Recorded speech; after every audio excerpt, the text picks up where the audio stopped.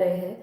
अब जो है विभूति योग, अब परमात्मा क्या कर रहे हैं, भगवान क्या कर रहे हैं, भगवान अब क्या कर रहे हैं कि भगवान, जैसे मैंने पहले कहा था कि पहले तो कर्म योग, संन्यास योग, कर्म योग पे चलने का मार्ग सब समझाया। अब परमात्मा, इससे पहले जो विद्या योग हुआ, ठीक है, उसके अंदर से धीरे धीरे परमात्मा अपने अस्तित्व, अपने बारे में, अपने सरगुण, निर्गुण, निराकारी, आकारी, ये सब रूप के बारे में उन्होंने बताया। अब जो अध्याय 10 है विभूति योग, ठीक है, विभूति योग में परमात्मा अपने ऐश्वर्य का वर्णन कर रहे हैं। ठीक है, आज हम यहाँ पे 10 श्लोक तक ही बात करेंगे, इससे ज़्यादा नहीं करेंगे। कुछ श्लोक के अंदर जो कुछ शब्द है उनको भी हम बहुत गहराई से समझने की कोशिश करेंगे। जब मैं इसका अध्ययन कर रही थी, क्योंकि मैं आपके साथ साथ ही मैं भी इसका अध्ययन कर रही हूँ, मैं आपको ये बता देना चाहती हूँ कि पहले मैंने कभी इसको एज अ ग्रंथ उठा के पढ़ा नहीं है। हम लोगों को जो बापूजी ने बताया, या जो हम लोगों ने सीरियल्स के दौरान देखा, या हमने जो एपिसोड्स देखे, वहाँ तक हमारा ज्ञान सीमित था। तो ये एक मेरा खुद का भी पहली बार प्रयत्न है, प्रयास कर रहे हैं कि हम इसको समझें, इनके शब्दों को समझें। तो हो सकता है कुछ आगे पीछे त्रुटि रह जाए, तो आप उसके लिए मुझे क्षमा करिएगा, लेकिन आप भावार्थ को समझने की कोशिश करेगा। तो हम इसको धीरे धीरे और बेहतर करते जाएंगे। ये सीरीज पूरी हो भी जाएगी, उसके बाद भी कुछ ना कुछ इससे रिलेटेड हम लोग नया नया लाते जाएंगे, जैसे जैसे हमारा श्रवण, मनन, चिंतन इन चीज़ों पे बढ़ता जाएगा। ठीक है, तो विभूति विभूति का शाब्दिक अर्थ क्या होता है? जब कोई शक्तियों का, जो कोई विशेष शक्तियों का से जब संपन्न हो जाता है, ठीक है, जब कोई व्यक्ति कोई शक्तियों को अर्जित कर लेता है तो उसको विभूति बोलते हैं। कि जब किसी में बहुत ही शक्तियां आ जाए तो उसको बोलते हैं उसने महान विभूति अर्जित करी है। तो विभूति का शाब्दिक अर्थ यही है। तो परमात्मा अपने यहाँ ऐश्वर्य को बता रहा है।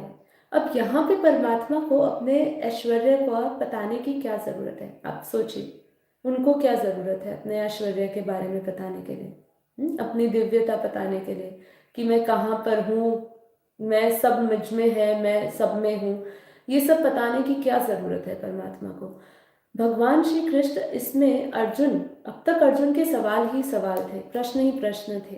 ठीक है, वो मोह के दुख में था, उस दुख को कम करने के लिए ये प्रयास किया जा रहा था। और अब जब विभूति योग में परमात्मा अपने ऐश्वर्य का इसलिए वर्णन कर रहे हैं कि वो ये बताना चाह रहे हैं कि वो परमात्मा के प्रति, अपने प्रति, भगवान के प्रति निष्ठा बढ़ाना चाहते हैं।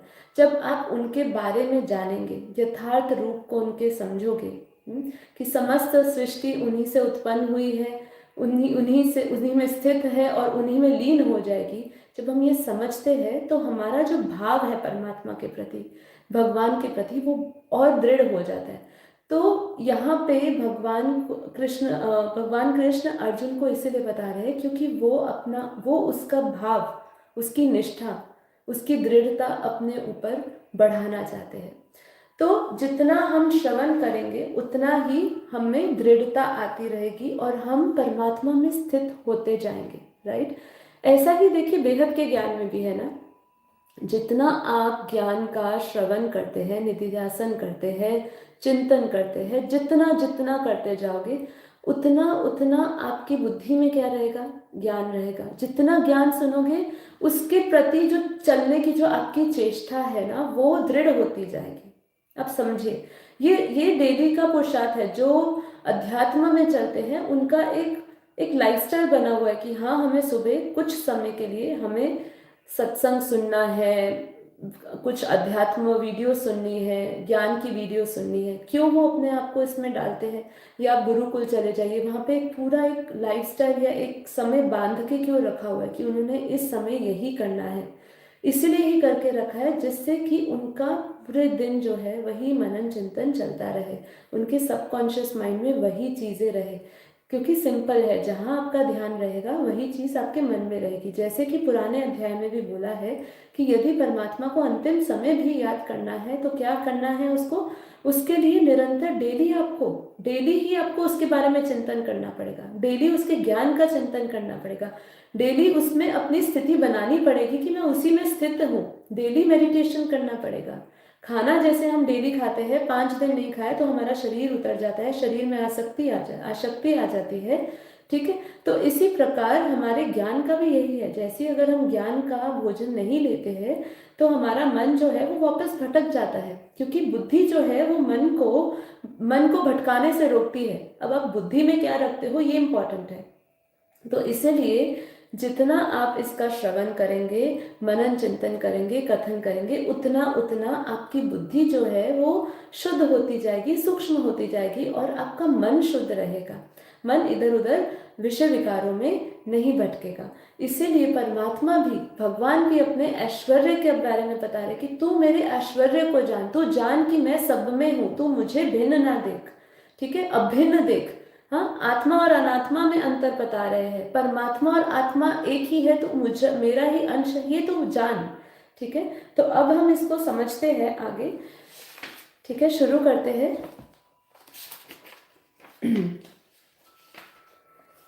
देखिए, सबसे पहले दूसरे अध्याय 10वें अध्याय के दूसरे श्लोक में परमात्मा क्या कह रहे हैं, भगवान क्या कह रहे हैं। देखिए, अर्जुन भगवान में अत्यंत प्रेम रखने वाला है, तो भगवान क्या कह रहे हैं, मैं तुझे फिर से अपने वचन, परम वचन बता रहा हूं, तो उसको ध्यान से सुन। अब वो अपने परम वचन उनको समझा रहे हैं। और जो दूसरा श्लोक है, दूसरे श्लोक में परमात्मा ऐसा बता रहे हैं कि परमात्मा है ना, जानने का विषय नहीं है। ये बहुत इंपॉर्टेंट है, मुझे बहुत पसंद आया था जब मैं इसका पढ़ रही थी कि परमात्मा जानने का विषय नहीं है, ठीक है, वो मानने का विषय है, वो अनुभव करने का विषय है। परमात्मा को जाना नहीं जा सकता, परमात्मा को आप जान कभी सकते ही नहीं, उसको मान सकते हो, उसका अनुभव कर सकते हो, है ना। आप देखिए, बापूजी भी कहते हैं ना कि मुझे कोई जान नहीं सकता। जितने भी बड़े बड़े वक्ता भी हुए, मैं एक स्वामी जी को भी सुन रही थी, कहते मेरी बातें किसी को समझ नहीं आने वाली। जो ब्रह्म ज्ञानी होता है उनकी बातें अक्सर लोगों को समझ नहीं आती है, और लोग जो ब्रह्म ज्ञानी देने वाला होता है उसको मूर्ख बोल देते हैं, ठीक है। तो उनको महामूर्ख की पदवी मिल जाती है। तो समझ लीजिए, जो ब्रह्म ज्ञानी है वो महामूर्ख है, ऐसा लोगों का दृष्टि के हिसाब से वो महामूर्ख बन जाते, क्योंकि वो समझ नहीं पाते, उनको जान नहीं पाते। और भगवान एक्चुअल में जानने का विषय है ही नहीं, उसको आप मान सकते हो। देखिए, आप माता पिता को जान नहीं सकते हो, उनको मान सकते हो, ठीक है। जैसे कि जब आपका जन्म होता है तो आप अपने माता पिता को उस समय जन्म के टाइम, देखिए इसको मैं पढ़ती हूँ, आपकी व्याख्या इसकी करती हूँ, तब आप इसको और गहराई में समझ पाएंगे। मैं फिर से पढ़ती हूँ। मेरा प्रकट होने को न देवता जानते हैं और न महर्षि, क्योंकि मैं सब प्रकार से देवता का और महर्षियों का आदि हूँ। क्या है वो? आदि अनादि है, ठीक है। आदि का मतलब क्या हुआ? वो कालातीत है, उसको काल भी नहीं खा सकता है। जहां पे काल का आदि और अंत होता है वहां पे वो है, ठीक है। तो यहाँ व्याख्या दे जा रही है कि परमात्मा जानने का विषय नहीं है, बस वस्तुतः मानना और अनुभव करने का विषय है। उन्हें माना ही जा सकता है, जाना नहीं जा सकता।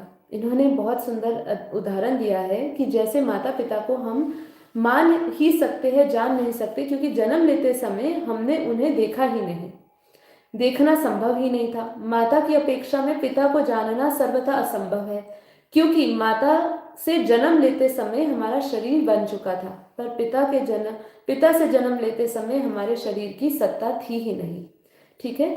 तो देखिए, एक चीज आपको मैं समझाऊंगी कि अगर हम ये शरीर की सत्ता को मानते हैं, अगर हम ये शरीर की सत्ता को मानते हैं, तो हमको उसको बनाने वाला जो परमात्मा की सत्ता है उसको भी मानना होगा। तो परमात्मा हम जान सकते हैं ही नहीं, और माने बिना रह सकते नहीं।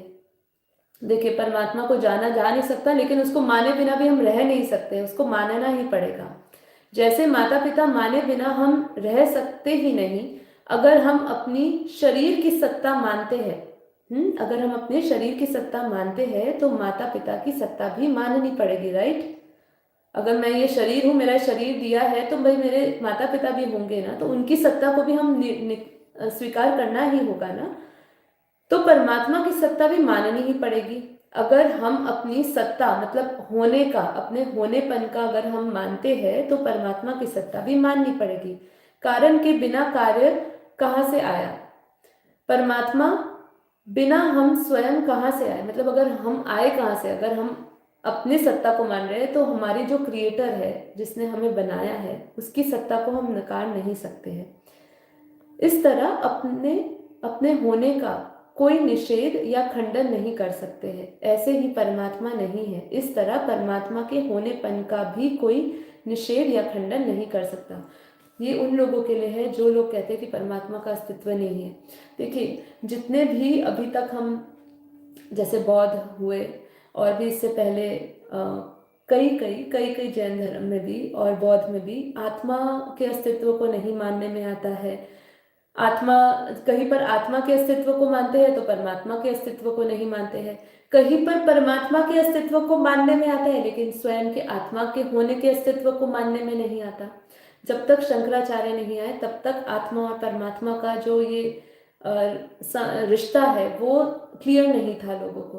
तो शंकराचार्य ने आके आत्मा और परमात्मा के ये जो स्वरूप है कि आत्मा परमात्मा का ही अंश है, उसको बहुत ही सुंदर तरीके से उन्होंने पढ़ाया। तब तक जो है हमेशा कंफ्यूजन ही बनी रही है। तो ये उन लोगों के लिए है जो अपने शरीर की सत्ता को मानते हैं लेकिन माता पिता को नहीं मानते। ऐसा हो नहीं सकता। जैसे कि वैसे ही यदि आप अपने स्वयं के सत्ता को या होने की अस्तित्व को जानते हैं या मानते हैं तो फिर परमात्मा को भी हमें मानना ना ही होगा। तो ये अपने ऐश्वर्य को आगे बढ़ाते हुए भगवान श्री कृष्ण इसलिए बता रहे कि तुम मुझे मानो। पहले तो जानने में तो आ नहीं सकता। आगे का तीसरे श्लोक में इसके बारे में बहुत अच्छा कहा है कि हम उसके आदि अनादि स्वरूप को नहीं जान सकते हैं लेकिन उसके अज अनादि, अज का मतलब क्या होता है, ये सब हम अपने तीसरे श्लोक में अब समझेंगे। तो तीसरा श्लोक क्या कह रहा है? तीसरा श्लोक ऐसा कह रहा है कि जो मनुष्य मुझे अजन्मा अनादि, जो मनुष्य मुझे अजन्मा अनादि और संपूर्ण लोकों का महान ईश्वर जानता है, अर्थात दृढ़ता से मुझे स्वीकार कर लेता है, वह मनुष्यों में ज्ञानवान है और वह संपूर्ण पापों से मुक्त हो जाता है। ये बार बार कहने में आता है कि जो मुझे जानता है वो पापों से मुक्त हो जाता है। ठीक है, तो इसमें आगे क्या समझाते हैं? आगे ऐसा समझाते हैं भगवान के आदि को तो नहीं जाना जा सकता। देखिए, कुछ चीजें हम नहीं जान सकते, उसको हमें ज्यादा प्रयास भी नहीं करना चाहिए क्योंकि वो जब तक अपना प्रत्यक्ष साक्षात रूप ना दिखाए ना, जब तक उसकी कृपा भी ना हो जाए तब तक उसको जाना नहीं जा सकता। देखिए, भगवत कृपा होनी बहुत जरूरी है। बिना कृपा से तो आप भगवान को नहीं जान सकते। जानने में या मानने में भी उसी की शक्ति लगती है। वो आपको शक्ति देता है तो हम उसके अस्तित्व को समझ पाते हैं, उसका थोड़ा सा अंश समझ पाते हैं, संपूर्ण रूप से उसको नहीं समझ सकते। अगर वो संपूर्ण रूप से समझ जाते तो इसके बाद जो 11वां अध्याय है उसके अंदर वो अपना विश्व रूप, विराट रूप नहीं दिखाते। ठीक है, तो वो भी दिखाना पड़ा जिससे कि तू मुझे जान। जब वो प्रत्यक्ष उनके अव्यक्त साक्षात्कार करे उन्होंने उनके, तब वो जानने और मानने में संपूर्ण रूप से आए। तो अभी क्या कह रहे हैं कि भगवान के आदि को तो नहीं जान सकते पर वे भगवान के अज अनादि तो जानते ही है। अज अनादि क्या है? अज का मतलब ये है कि जो शरीर जन्म रहित है। ठीक है, जो जन्म रहित है उसका मतलब है अज। ठीक है, अनादि का मतलब क्या है? अनादि का मतलब मैंने आपको समझाया कि अनादि का मतलब है जिसका कोई आदि नहीं है, जो अनंत है, जो असीम है। ठीक है, जिसका कोई काल नहीं है, जो कालातीत है। तो वो क्या आगे समझाते हैं? भगवान के अंश होने से जीव स्वयं भी अज अनादि है।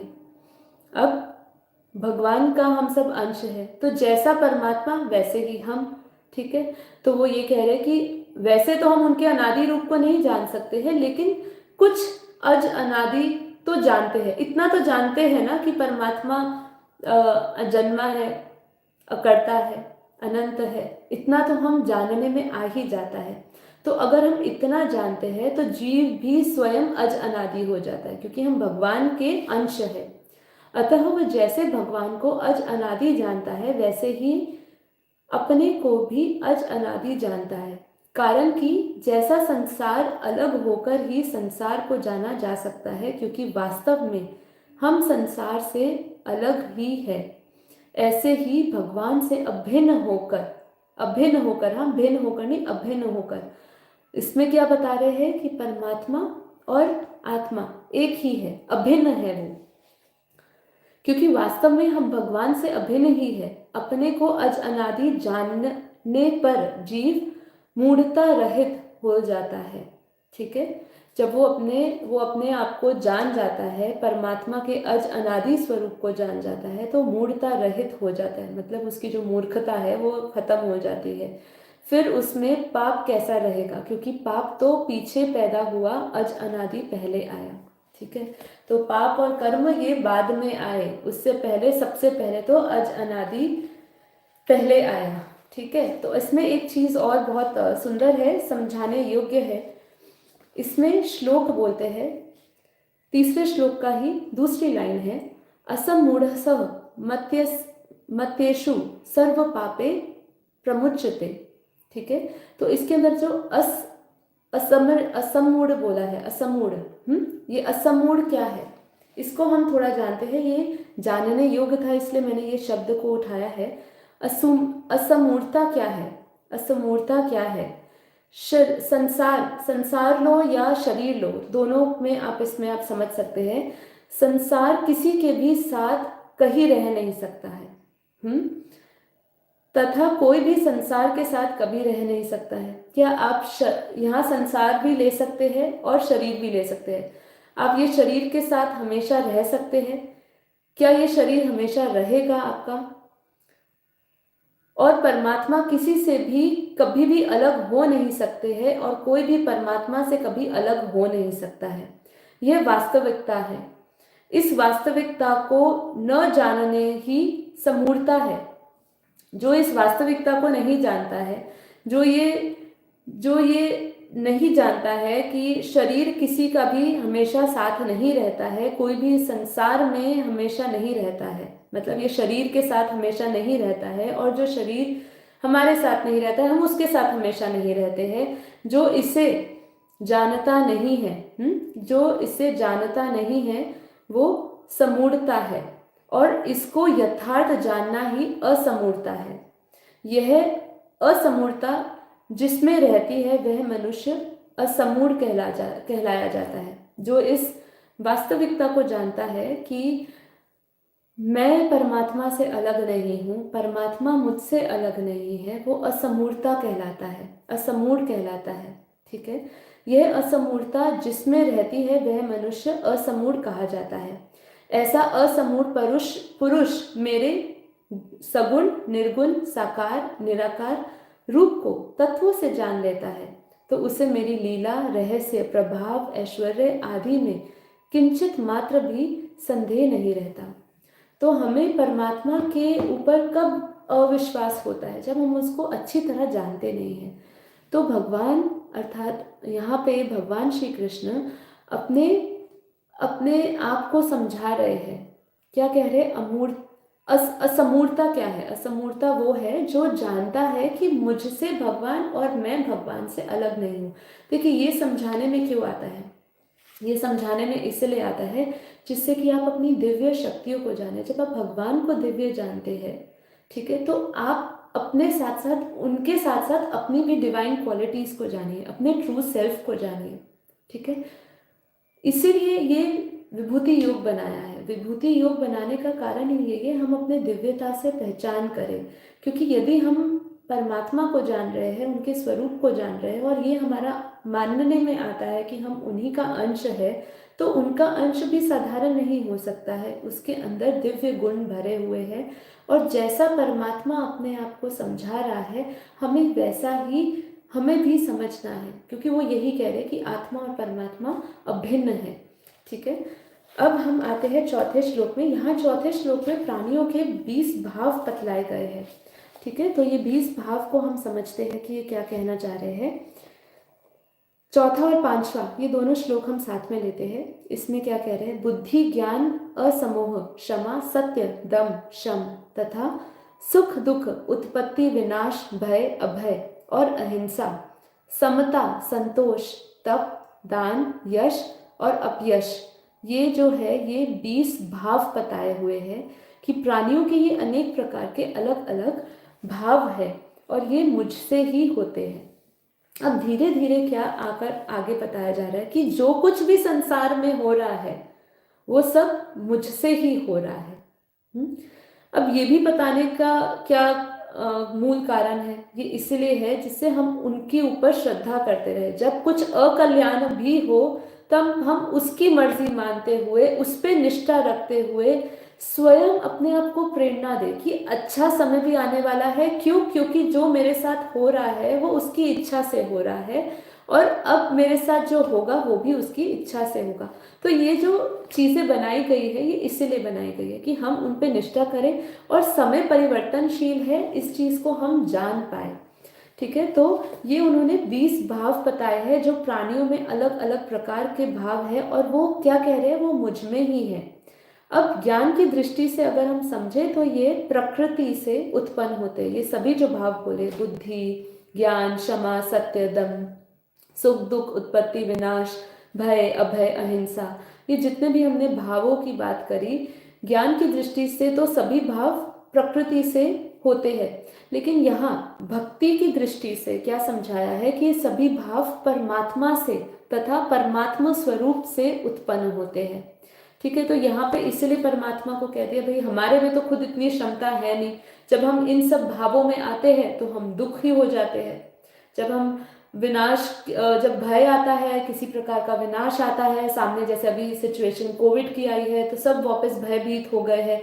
तो सब क्या आता है, ये सब हम भाव प्रकृति के भाव से, जो ज्ञानी है, ज्ञान की दृष्टि से क्या होता है कि हम ये प्रकृति के भावों को समझते हैं। लेकिन जो भक्ति में होता है ना, वो सब कुछ परमात्मा पे समर्पण कर देता है। वो सोचता है कि सब उसी के भाव से हो रहा है, परमात्मा भाव से हो रहा है, भगवान भगवत स्वरूप से हो रहा है। ठीक है, अगर इन सब भावों को जीव का माने तो जीव भी भगवान की परा प्रकृति होने से भगवान से अभिन्न है। हमने परा अपरा शक्ति ज्ञान विज्ञान अध्याय में हमने समझा था कि परमात्मा की परा और अपरा शक्ति है। परा अर्थात चैतन्य शक्ति और अपरा जो है हमने 8 उसके पढ़े थे, मन बुद्धि संस्कार, मन बुद्धि अहंकार के साथ 5 कोश पढ़ा था। तो वो यही कहना चाह रहे हैं कि यदि जीव, इन भावों को जीव भी माना जाए, जीवों का भी माना जाए, तो जीव भी भगवान की ही परा प्रकृति होने से भगवान से भिन्न नहीं है। ठीक है, वो अभिन्न है। अतः ये भाव भगवान के ही हुए। भगवान में तो ये भाव निरंतर रहता ही है, पर जीव अपरा प्रकृति के संसार से आते जाते रहता है और भगवान से उत्पन्न होने के कारण सभी भाव भगवान स्वरूप ही है। ठीक है, तो अभी आगे ये समझाना क्या चाह रहे हैं कि जैसे हाथ एक ही होता है लेकिन उसकी उंगलियां भिन्न भिन्न होती है, ऐसे ही भगवान एक ही है पर उनसे प्रकट होने वाली भाव भिन्न भिन्न प्रकार के होते हैं। तो यदि हमारी कोई भी परिस्थिति आती है, उस परिस्थिति में जब हम उसको भगवत स्वरूप मान ले होकर हम उसको, तो हमारे लिए ये बहुत सरल हो जाता है क्योंकि हम मान लेते हैं कि हम उनसे अभिन्न है और इन ऐसे अभिन्न हम उनकी परा शक्ति है, परा प्रकृति है। तो अब उनकी परा प्रकृति होने के कारण हमारा जितना भी भाव है, ये जितने भी 20 भाव समझाए, वो हम उन्हीं को समर्पित करते हैं, यही मानते कि वो उन्हीं से उत्पन्न होते हैं। और फिर क्या होता है, सिचुएशंस को हैंडल करना बहुत आसान हो जाता है। राइट, चलिए अभी आगे 6ठे श्लोक में क्या बता रहे हैं। अब यहाँ से वो अपने ऐश्वर्य को और विस्तार में समझाते हुए क्या कह रहे हैं कि 7 महर्षि कौन से हुए, सभी को पता है जो 7 महर्षि हुए, सप्त ऋषि हुए।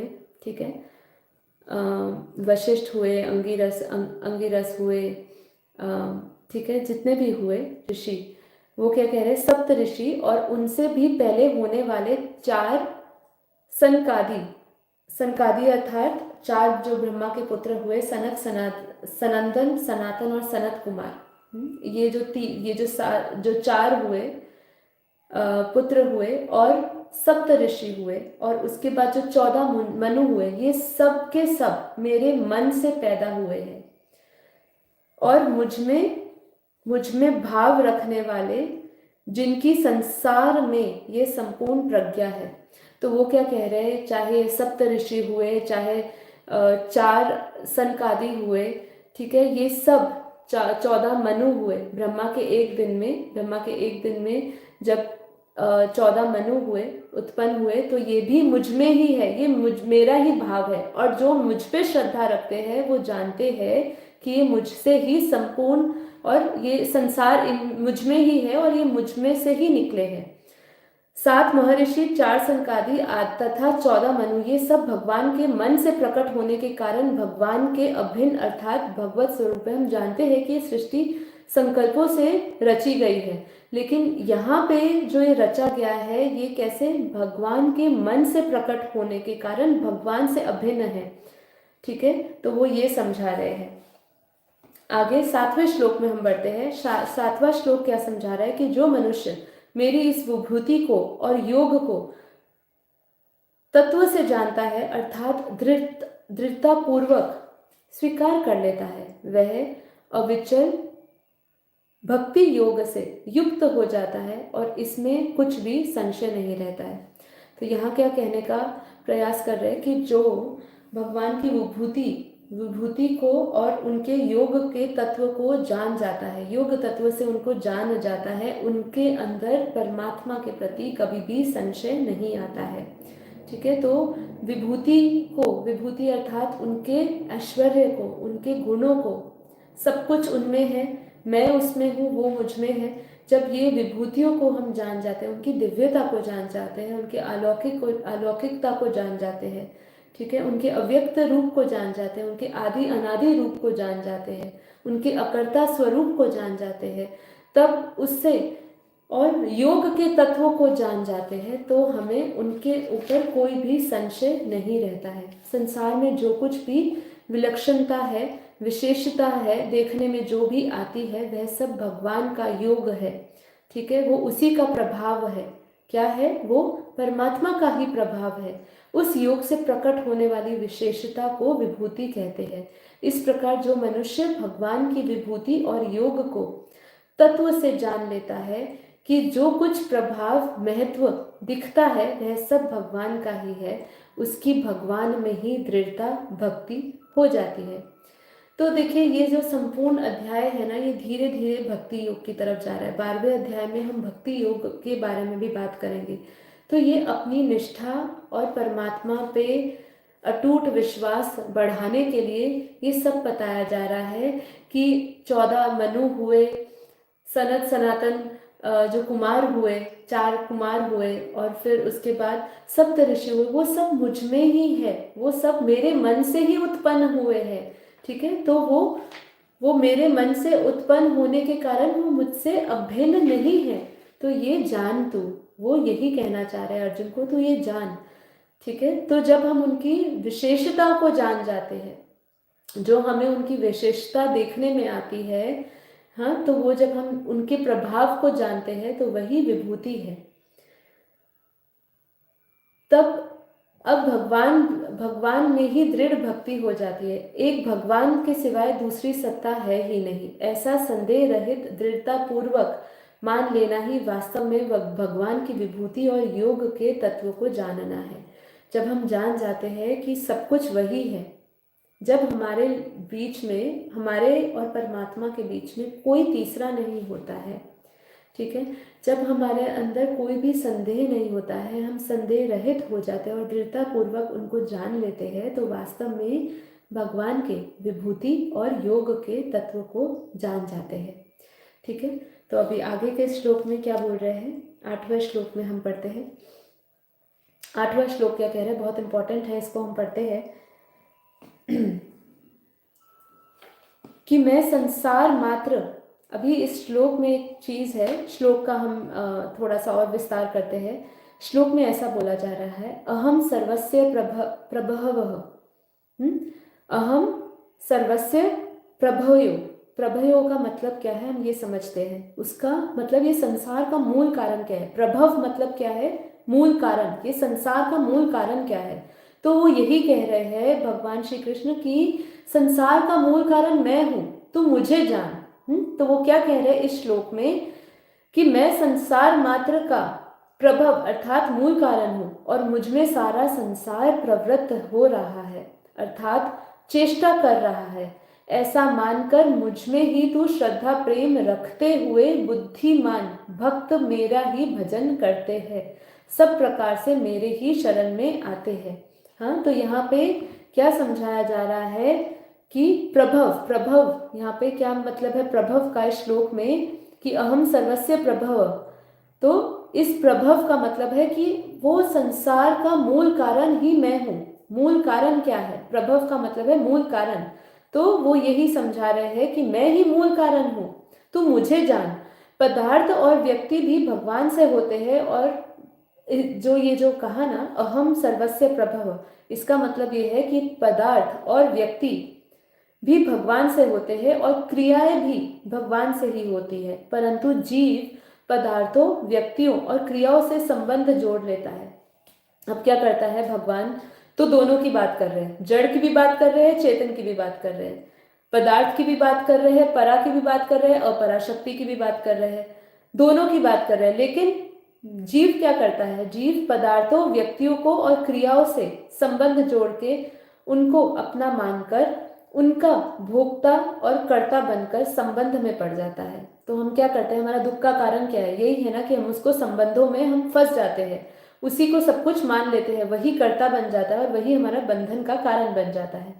जो मनुष्य पदार्थों, व्यक्तियों को और क्रियाओं से संबंध न जोड़ के भगवान के महत्व अर्थात प्रभाव भाव को जान जाते हैं, को मान लेते हैं, वह संसार में न फंसकर भगवान के ही भजन में लग जाते हैं। ठीक है, तो यहाँ पे क्या कह रहे हैं? अहम सर्वस्य प्रभवः मतः सर्वः प्रवृत्तः। इसका मतलब यही कह रहे हैं कि जो मनुष्य पदार्थों में, व्यक्तियों में और क्रियाओं में फंस जाते हैं, वो उसी बंधन में आ जाते हैं। और उसके कर्ता में फंस जाना मतलब उसके बंधन में आ जाना। और जो मनुष्य इनमें नहीं फंसते हैं और वो भगवान के प्रभाव को देखते हैं और उसके प्रभाव को मान लेते हैं, तो वो उसमें नहीं फंसते हैं और वो परमात्मा के ही भजन में लग जाते हैं। ठीक है, एक चीज और है इसके अंदर, वो भी मैं बताना चाहूंगी।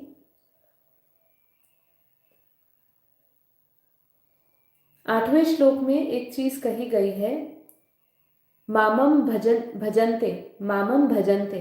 मामम भजनते का मतलब क्या है? यहाँ पे बोला है इति ममवा भजनते। तो इति मत्वा भजनते अर्थात मामम भजनते का अर्थात क्या मतलब है? कि भगवान नाम का जप कीर्तन करना, भगवान के रूप का चिंतन ध्यान करना, भगवान की कथा सुनना, भगवत संबंधी ग्रंथों को अर्थात गीता, रामायण, भगवत आदि को पढ़ना, उनका पठन पाठन करना, ये सब के सब भजन है। परंतु असली भजन क्या है? इसको हम सुनते हैं कि असली भजन क्या है?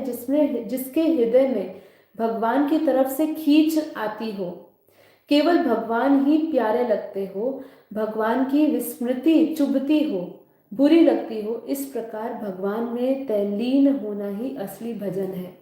कितना सुंदर कहा है, मामम भजनते, अर्थात कि भजन करने का अर्थ इन्होंने क्या समझाया कि जप कीर्तन कथन करना, पाठन करना, ग्रंथों को पढ़ना, रामायण पढ़ना, भगवत गीता पढ़ना, कुछ भी पढ़ना, ये सब भजन जरूर है, लेकिन असली भजन क्या है? जहाँ पे आपको परमात्मा के लिए, भगवान के लिए खींच हो, जहाँ उसकी जो विस्मृति है वो आपको चुभ रही हो, तकलीफ दे रही हो। आप अपने आप से प्रश्न पूछिए, चाहे आप ज्ञान मार्ग में हो, चाहे भक्ति योग में उपासना कर रहे हो या कुछ भी कर रहे हो, आपके लिए क्या परमात्मा के लिए आपके अंदर वो खींच पैदा होती है? हाँ, क्या आपकी मन में जब उसके लिए विस्मृति आ जाती है, जब आप उनको याद नहीं कर पाते हो, तो क्या आपके अंदर वो तड़प आती है? इस प्रकार भगवान में तल्लीन होने वाला ही असली भजन है।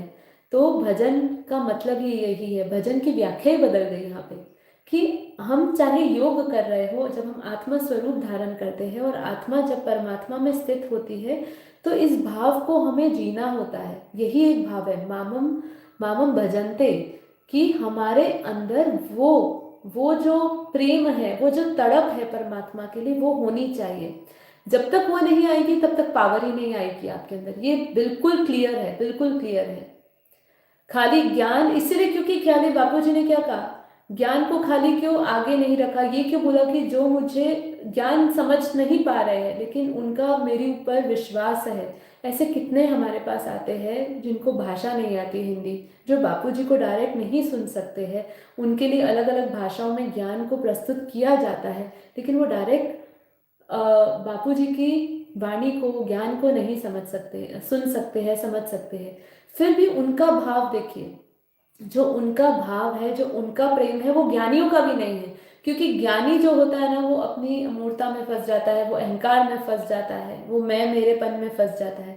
और जिनके अंदर भाव होता है ना, वो मैं मेरेपन में नहीं फंसता, क्योंकि वो उसके अंदर ही समर्पित होता है, उसी में लीन होता है। तो इसीलिए यहाँ पर भी वही चीज़ को प्रत्यक्ष करने की कोशिश करी गई है। और आज जब हम भी मेडिटेशन करते हैं, जब हम आत्म स्वरूप में स्थित हो जाते हैं, जब हमारी आत्मा रूपी दिया जागृत हो जाता है, जब हम अपने आप को प्रकाश में स्थित कर लेते हैं, जबकि हमें थोड़ा समय लगता है क्योंकि हमें उसका अभ्यास नहीं है, पर जब हम उसको निरंतर अभ्यास करते करते आत्म स्वरूप में स्थित हो जाते हैं, फिर हम क्या करते हैं, पावर कहाँ से लोगे, क्या इस ब्रह्मांड से लोगे, यूनिवर्स से लोगे, कहाँ से लोगे, वो सत्ता कौन है, परम सत्ता कौन है, उसको जानना। और उससे फिर हम अभी तक हम उसको जान ही रहे हैं, कोशिश कर रहे हैं। अभी इसलिए बोला कि उसको जानने में नहीं आता, उसको अनुभव किया जा सकता है। इसीलिए दूसरे श्लोक में बोला ना कि वो मानने का और अनुभव करने का विषय है, जानने का विषय नहीं है। इसलिए ज्यादा अपनी बुद्धि मत लगाओ उनको जानने में, उनको मानो, उनको अनुभव करो, उनकी पावर को अनुभव करो, और वही हम योग में करते हैं, तो ही हम उनको प्राप्त होते हैं। ठीक है, तो ये 9वां श्लोक था, नहीं सॉरी 8वां श्लोक था। अब हम आगे बढ़ते हैं 9वें श्लोक की ओर। 9वां श्लोक जो है वो क्या कह रहा है, मुझ में चित्त वाले, मुझ में चित्त वाले तथा मुझ में प्राणियों को अर्पण करने वाले, आप में आप आपस में, सॉरी, मुझ में चित्त वाले अर्थात मुझ में प्राणों को अर्पण करने वाले, आपस में जानते हुए और उनका कथन करते हुए नित्य निरंतर संतुष्ट रहते हैं और मुझ में ही प्रेम करते हैं। आज सबको संतुष्टि चाहिए, तो यहाँ पे संतुष्टि का भी बता दिया है। क्या बताया, कि जो अपना चित्त मुझ में डाल रखते हैं वो हमेशा संतुष्ट रहते हैं, वो हाय हाय में ज़्यादा नहीं जाते हैं। ठीक है, इसको आगे इसकी व्याख्या को समझते हैं कि भक्ति का चित्त भगवान को छोड़कर कहीं जाता ही नहीं है। भक्तों का चित्त भगवान को छोड़ के कहीं जाता ही नहीं है। उनकी दृष्टि में जब एक भगवान के सिवा और कुछ भी नहीं होता है, तो उनका चित्त कहाँ जाएगा, कैसे जाएगा और क्यों जाएगा। आप सोचिए, जैसे कि गोपियों ने गोप गीत में भगवान से कहा कि हमने अपने प्राणों को आप में अर्पण कर दिया है। अगर आपको पता हो तो जो जो गोपियां थी, उन्होंने अपने गोपी गीत में क्या बोला था कि भगवान हम अपने प्राण को आप में अर्पण करते हैं। जब ऐसा भाव होता है तो क्या होता है, जब आपका चित्त भगवान में ही होता है तो आपका चित्त और कहाँ जाएगा, क्यों जाएगा और कैसे जाएगा, ये प्रश्न उठता है। तो अपने आप से ये प्रश्न पूछे कि मेरा अगर मन भटक रहा है, चित्त इधर उधर भटक रहा है, तो क्यों जा रहा है, आपने उसमें क्या रखा हुआ है। जो रखा हुआ है यदि वो काम का नहीं है तो निकाल दीजिए। काम का क्या है, सिर्फ भगवान, सिर्फ परमात्मा का मनन चिंतन, उनका ही ध्यान, वही काम की वस्तु है। तो उनको ही अपने चित्त में रखें। अगर उनको आपने अपने चित्त में बसा लिया तो फिर आपका चित्त इधर उधर नहीं जाएगा। कोई सुनने वाला आ जाए तो वे भगवान के गुण, प्रभाव आदि की विलक्षण बातों का ज्ञान कराते हैं, भगवान की लीला कथा का वर्णन करते हैं। और कोई सुनने वाला आ जाए तो वो प्रेम पूर्वक सुनता है। तो ये इसका मतलब क्या है, आपके पास कोई भी आ जाए, आप कहीं मठों में चले जाए, आश्रमों में चले जाए, तो वहाँ पे क्या चलता रहता है, भगवान का चिंतन चलता रहता है, भगवान की बातें चलती रहती है। वो क्या करते हैं, जो सुनने वाले आते हैं उनको भी वही सुनाते हैं, और पूरे दिन निरंतर नित्य निरंतर क्या बोलते रहते हैं, उन्हीं की बातें करते रहते हैं। ठीक है, तो यही हमारे अंदर होना चाहिए। ये जो अजपा जाप है ना हमारे भीतर, बेहद के ज्ञान का, बेहद के महामंत्र का, परम शांति का, ये हमारे अंदर हमेशा चलते रहना चाहिए, निरंतर चलते रहना चाहिए। ठीक है, तो न तो कहने वाले तृप्त होते हैं ना सुनने वाले। देखिए, जब आपको इसके अंदर रस आने लगता है ना, बेहद के ज्ञान में रस आने लगता है, परमात्मा की वाणी में, उसके सत्संग में रस आने लगता है, तो आपका मन कभी मतलब अतृप्त होता ही नहीं, हमेशा तृप्त रहता है, संतोष रहता है। आपको तृप्ति नहीं होती है, यह वियोग है। जब आपको तृप्ति नहीं होती है, यह वियोग है। और जब नित्य नया रस मिलता है तो ये योग है। बहुत ही सुंदर लाइन है, फिर से सुनिए। जब तृप्ति नहीं होती, जब आपको संतुष्टि नहीं होती, तो हम वियोग में होते हैं, राइट। और जब हम नित्य नया रस मिलता रहता है, मतलब हम जब उस नित्य निरंतर परमात्मा के रस में होते हैं, उनके सत्संग में होते हैं, उनके ज्ञान में होते हैं, तो वही योग है। इस वियोग और योग के कारण ही प्रेम प्रतिक्षण वर्धमान होता रहता है। ठीक है, तो यहाँ पर 9वें श्लोक में एक चीज और समझाई है, इसको हम और थोड़ा सा समझेंगे, फिर इसके बाद एक और श्लोक है, फिर फटाफट हम योग में जाएंगे। जब मन संगठित और एकाग्र होता है, जब मन संगठित और एकाग्र होता है, तभी साधक उस मन के द्वारा परमात्मा का ध्यान सफलतापूर्वक कर सकता है। ध्येय से भिन्न विषय, अभी जो मैं पढ़ रही हूँ, मैं ऐसे ही डायरेक्ट पढ़ रही हूँ क्योंकि आप इसको समझ सकते हैं, बहुत ही सरल तरीके से इसको समझाया है, बस आप इसको समझिए। इसमें जो भाव प्रकट करने की कोशिश करी है, वही हमें योग में भी अनुभव करना है कि साधक उस मन के द्वारा परमात्मा का ध्यान सफलतापूर्वक कर सकता है। ध्येय से भिन्न विषय का विचार उठने पर वह एकाग्रता भंग हो जाती है। हमारी ऐसी ही होती है, हम भगवान को याद करने बैठते हैं, विषय विकार हमारे मन में आ जाते हैं और हमारी जो एकाग्रता है वो भंग हो जाती है। मिट्टी से बने घड़े में मिट्टी को पहचानने में हमें कोई कठिनाई उत्पन्न नहीं होती है। हमें घड़ा मिट्टी का बना है, इसको पहचानने में कोई कठिनाई उत्पन्न नहीं होती है, अथवा कोई परिश्रम भी नहीं करना पड़ता है, क्योंकि उनका हमें दृढ़ ज्ञान होता है। इसी प्रकार एक बार निश्चयात्मक रूप से यह जान लेने पर कि ईश्वर और जीव का वास्तविक स्वरूप एक चैतन्य आत्मा ही है। क्या? ईश्वर और जीव और ईश्वर का वास्तविक स्वरूप चैतन्य आत्मा ही है। मन में किसी भी प्रकार की वृत्ति उठने पर भी सत्य के साधक को इस आत्मा का भान बनाए रखने में कोई कठिनाई नहीं होती है। जो इस सत्य को जान जाता है ना कि हमारा चैतन्य स्वरूप हम आत्मा है, जीव और ईश्वर का दोनों का चैतन्य स्वरूप, तो उसके लिए अपनी वृत्ति, जो मन में जो वृत्तियां उसकी उठती है, उस साधक के लिए आत्मा का भान बनाए रखने में कोई कठिनाई नहीं होती है। इस आशय को यहाँ मच्चिता इस शब्द से स्पष्ट किया गया है। मंचिता, ठीक है, मंचिता। इस जगत में जीते हुए विषयों से पलायन कदापि संभव नहीं हो सकता। इस जगत में जीते हुए हम विषय विकारों से पलायन नहीं कर पाते हैं। ज्ञान मार्ग, अब यहाँ पे ज्ञान मार्ग की इंपॉर्टेंस बताइए। ज्ञान मार्ग विवेकपूर्ण विचार का मार्ग है। क्या है ज्ञान मार्ग? विवेकपूर्ण विचार का मार्ग है। इसमें विवेक के द्वारा मन को इस प्रकार संयमित और प्रशिक्षित किया जाता है कि जब कभी भी बाहरी विषय मन पर अपना प्रभाव डालते हैं, तो तत्काल ही साधक को अपने उस आत्म स्वरूप का स्मरण हो जाता है, जिसके बिना वह विषय कभी प्रकाशित नहीं हो सकते हैं। विषयों का प्रकाशित होना असंभव हो जाता है। जब जो ज्ञानी ज्ञान मार्ग में है, वो विवेकपूर्ण से विचार मार्ग को अपनाते हैं, और उसी टाइम जैसे ही उनके अंदर बाहरी विकार आना शुरू होता है, तो वो क्या करते हैं? उसी टाइम अपने आत्मा स्वरूप का स्मरण करते हैं, जिसके बिना वह विषय कभी भी प्रकाशित नहीं हो सकता है। जो हमारे अंदर विषय उत्पन्न हो रहा है, वो कभी भी प्रकाशित नहीं हो पाता है जब हम तत्काल आत्म स्वरूप का स्मरण करते हैं। परस्पर चर्चा करते हुए किसी एक विषय से सम्मान बौद्धिक रुचि के विद्यार्थीगण जब आपस में उस विषय की चर्चा करते हैं, तब न केवल वे अपने ज्ञान को स्पष्ट व्यक्त करते हैं, वरन इस प्रक्रिया में उनका ज्ञान दृढ़ निश्चयात्मक रूप भी ले लेता है, जो प्रारंभ में केवल पुस्तकीय ज्ञान था।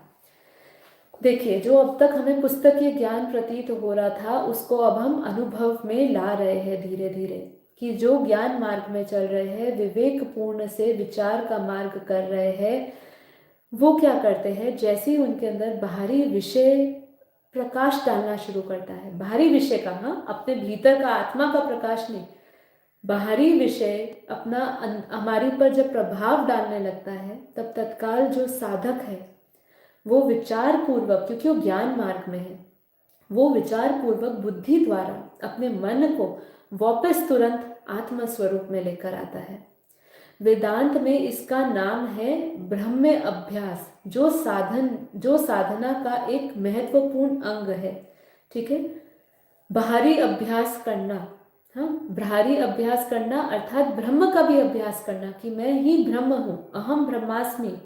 हाँ, तो इसको क्या कह रहे हैं, अध्यात्म का सच्चा साधक वही है जो अपने मन और इंद्रियों की सभी प्रकार की क्रियाओं में आत्मा का स्मरण बनाए रखता है। साक्षी भाव की बात हो रही है यहाँ, कि आप सब कुछ कर रहे हो, क्रियाओं में, मन में, इंद्रियों में, सभी चीज को आप देख रहे हो, लेकिन उसके अंदर उसको आत्मा का स्मरण बनाए रखता है। हम जैसे कर्मयोगी जीवन जीते हैं, चलते फिरते हम क्या सोचते हैं कि मैं आत्मा हूँ, ये जो शरीर है ये एक साधन है, मन इंद्रिया जो है एक साधन है, ये सभी प्रकार की क्रियाएं करने वाला है, लेकिन इस क्रियाओं में क्या है, आत्मा का स्मरण बनाए रखना। इसका एक उपाय है कि आत्म विषय में अन्य साधक जनों के साथ चर्चा एवं निधि ध्यासन करें, निधि ध्यासन करें। क्या करना है इसका, इसका उपाय एक ही है। कोई कहता है कि हम कैसे करें, सबसे बड़ा सवाल यही आता है कि आप इतना सारा कर रहे हैं, क्योंकि ये ज्ञान तो पुस्तकीय है, पर इसको हम अनुभव में कैसे लाएं। तो उसका भी उपाय पता है कि आत्मा के विषय के बारे में बार बार लोगों से चर्चा करिए, और वही हम सुबह कर रहे हैं। जितना आप इसको चर्चा में लाओगे, इतना आपका जो संस्कार है वो दृढ़ होता जाएगा। यही उपाय है। नहीं तो आपको ये शरीर को भूलना, ये शरीर को असत्य मानना, ठीक है, बहुत ही मुश्किल है, क्योंकि आप इसको निरंतर देख रहे हो। शीशे में जाते हो तो अपने शरीर को देखते हो, कुछ भी कर रहे हो तो ये शरीर को देख रहे हो, शरीर के हर एक इंद्रियों को इस्तेमाल कर रहे हो, तो इसको असत्य मानना कितना मुश्किल है। आप यही कहोगे कि तो मुझे दिख रहा है तो मैं इसको असत्य क्यों मानूं, राइट। पर इसको असत्य मानने का एक ही उपाय है कि बार बार आत्म विषय में अन्य साधक जनों के साथ चर्चा व निधि ध्यासन करना। ऐसे साधक साधना के फल स्वरूप उस परम आनंद को प्राप्त करते हैं जो उनके जीवन रथ के चक्रों के लिए पथरीले मार्ग पर सरलता से अग्रसर होने के लिए चिकने तेल का काम करते हैं। क्या, कितना सुंदर कहा है, कितनी सुंदर उपमा दी है कि जीवन रथ के चक्रों के लिए जो पथरीला मार्ग है उस पे सरलता से अग्रसर होने के लिए चिकने तेल का काम करता है और यात्रा को सुगम बना देता है। जितना आप आत्मा में रमे रहते हैं, जितना आप आत्मा में आराम करते हैं, आत्मा स्वरूप में रहते हैं, उतना आपके लिए सुगम हो जाती है अपनी ये जीवन की यात्रा। वो आपके लिए एक चिकने तेल के लिए तेल जैसी हो जाती है, जो ये पथरीले पत्थरों पे टिकता नहीं है। ठीक है, तो भगवान श्री कृष्ण यहाँ आश्वासन देते हुए कह रहे हैं कि पूर्ण तत्व का साधक जब विचार मार्ग पर अग्रसर होते हैं, तब उसी समय उसे संतोष और रमण का अनुभव होता है। संतोष और आनंद से मन में ऐसा सुंदर